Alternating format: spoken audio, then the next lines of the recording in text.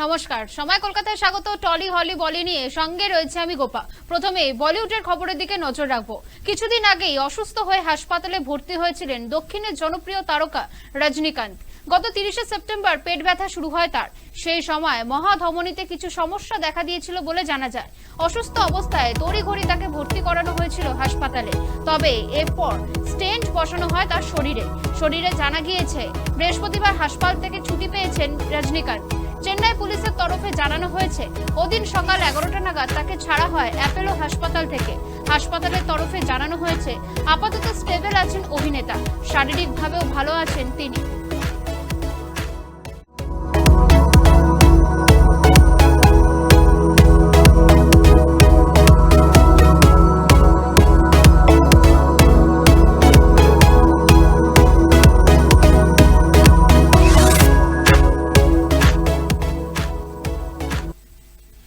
জাতীয় পুরস্কারপ্রাপ্ত choreographer Johnny master, আসল নাম সাইক জনি, কিছুদিন আগেই এই কোরিওগ্রাফারের বিরুদ্ধে যৌন অত্যাচারের অভিযোগ তোলেন তারই এক মহিলা অ্যাসিস্ট্যান্ট।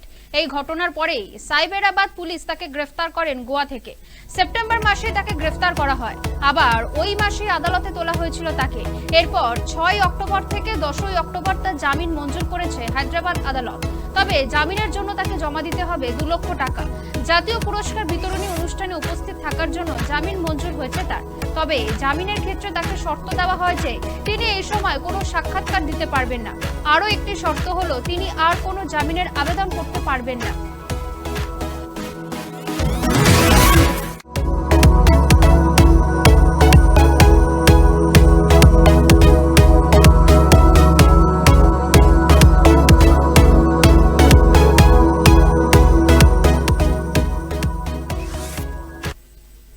খুব শীঘ্রই বড় পর্দায় আসতে চলেছে 1997 সালের সুপারহিট ফিল্ম বর্ডারের সিকুয়েল। তবে জানা যাচ্ছে এবার বর্ডার 2-তে দেখা যাবে না সুনীল শেট্টিকে, তবে তার জায়গায় থাকছে বড় চমক। সুনীলের পরিবর্তে থাকছেন তার ছেলে আহান শেট্টি। বৃহস্পতিবার এই ছবির প্রযোজনা সংস্থার তরফে কথা জানানো হয়েছে। 1997 সালের এই ছবিটির সিকুয়েলের পরিচালনা করবেন অনুরাগ সিং। এই ছবিতে অন্যান্য গুরুত্বপূর্ণ ভূমিকায় দেখা যাবে সানি দেওয়াল, বরুণ ধাওয়ানের মতো প্রমুখদের। প্রযোজনা সংস্থার তরফে এই ছবির কথা ঘোষণা করার জন্য একটি ভিডিও পোস্ট করা হয়েছে, যেখানে দেখা যাচ্ছে 1997 সালের ছবিটির থেকে border security force officer Bhairav Singh এর চরিত্রে অভিনয় করা সুনীল শেট্টির কিছু ক্লিপ। এছাড়াও সুনীলের ছেলে নিজেও এ খবর ঘোষণা করেছেন।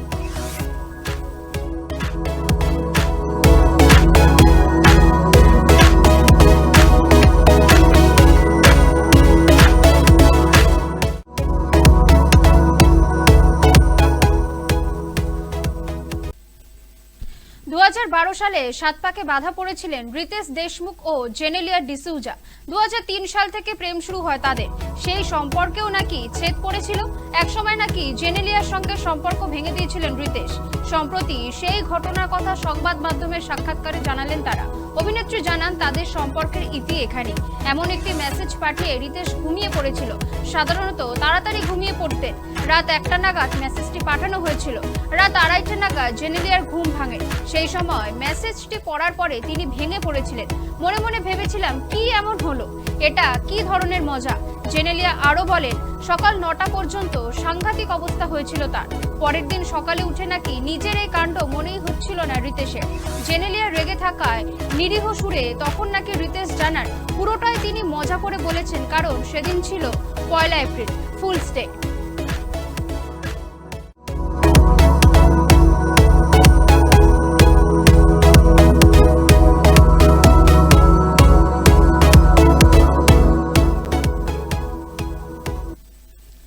না ফেরার দেশে চলে গেলেন কাজী নজরুল ইসলামের নাতি কাজী অনির্বাণ। বুধবার হৃদরোগে আক্রান্ত হয়ে প্রয়াত হন তিনি।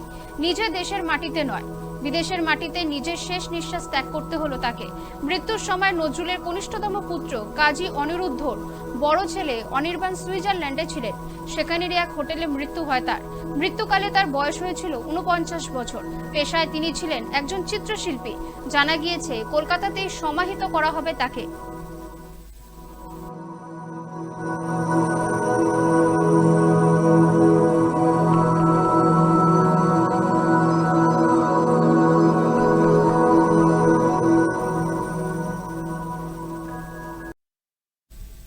পুজোর আগে ছাদনাতলায় টলিপাড়ার ছোট পর্দার জনপ্রিয় অভিনেত্রী রূপসা চট্টোপাধ্যায় লক্ষ্মীবারে সায়নদীপ সরকারের সঙ্গে বিয়েটা সেরেই ফেললেন অভিনেত্রী।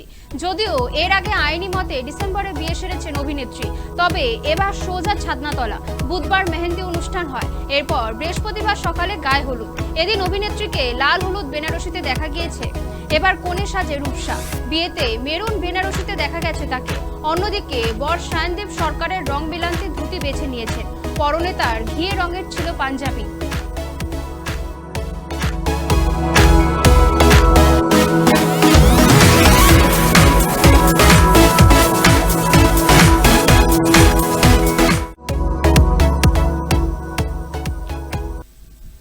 মুখ্যমন্ত্রী মমতা বন্দ্যোপাধ্যায়ের সঙ্গে সুসম্পর্ক সৌমিত্রিষা কুণ্ডুর।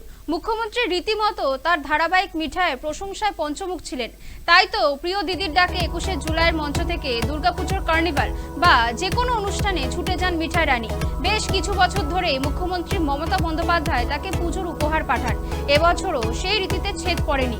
পুজো উপলক্ষে সৌমিত্রিষাকে একটি সুন্দর শাড়ি উপহার পাঠিয়েছেন মুখ্যমন্ত্রী। মুখ্যমন্ত্রীর তরফে এই উপহার পেয়ে উচ্ছ্বসিত মিঠাই।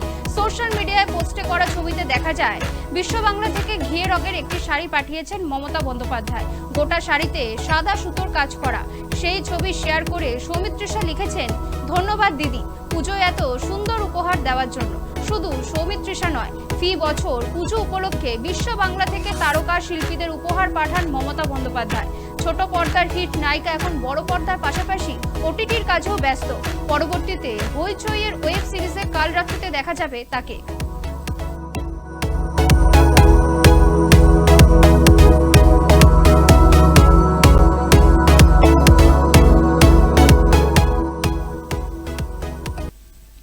টলি হলি বলি এখনকার মতন এ পর্যন্তই। অন্যান্য সব খবরের জন্য চোখ রাখুন সময় কলকাতায়।